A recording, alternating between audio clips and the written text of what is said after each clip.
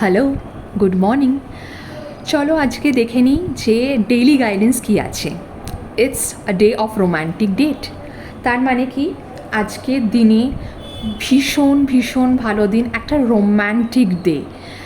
আজকে তোমরা কি করতে পারো, তোমাদের ম্যারিড লাইফে পার্টনার হোক, মানে ওয়াইফ হোক ইয়া হাজব্যান্ড হোক, অর লাভ লাইফের পার্টনার হোক, যদি কোনো মিসআন্ডারস্ট্যান্ডিং ইয়া কুছ ভি প্রবলেম আছে, তো প্লিজ একে অপরের সাথে অনেস্টির সাথে, ট্রু ফিলিংসের সাথে একে অপরের সাথে শেয়ার করো।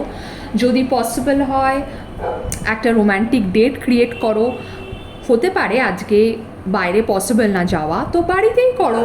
নিজেদের মধ্যে নিজেদের জন্য খাবার বানাও, ক্যান্ডেল লাইট ডিনার ঠিক করো। তো ভীষণ ভীষণ ভালো আজকে একটা দিন।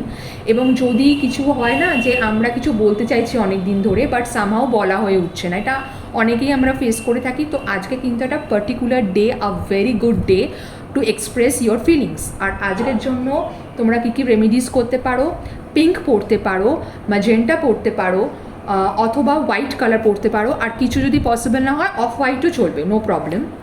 যদি আজকে বেরো বা যখন পার্টনারের সঙ্গে টাইম স্পেন্ড করবে, তো অবশ্যই পারফিউম লাগাতে কিন্তু ভুলো না, ঠিক আছে?